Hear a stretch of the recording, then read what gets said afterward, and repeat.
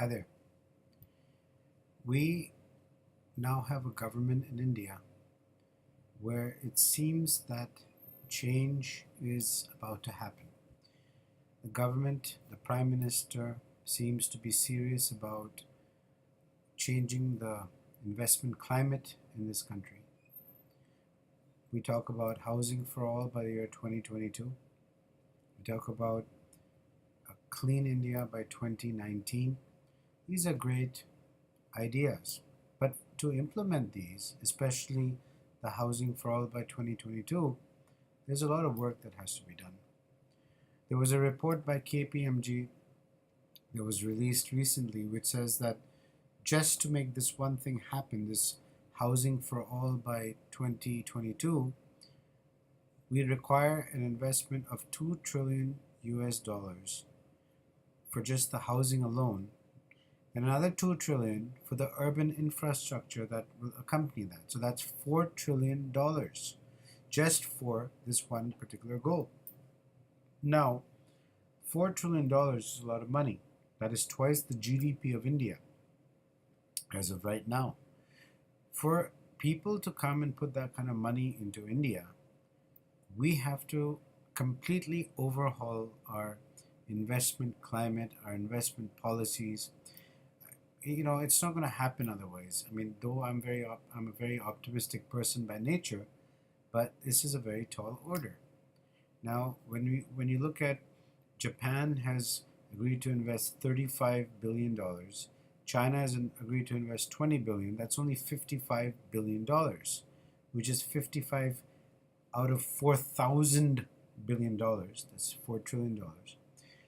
So, we have to make investment very, very attractive, not only for foreign investors, but also for domestic investors.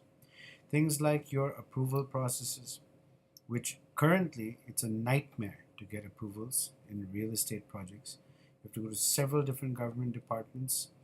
It can take months or even years to get them.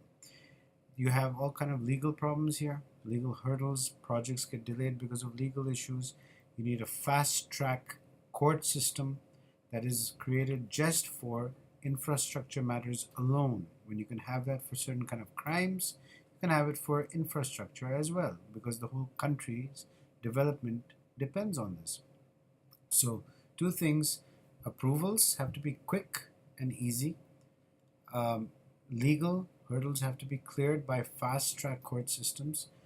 Your funding has to be very, very easy for housing. Real estate projects should not be very difficult to get funding for real estate projects, which currently in our current environment, that is what is there. I propose the creation of new affordable real estate zones, which we can call them AREZs, where you have higher FAR, you have tax incentives to developers to actually create homes in these areas.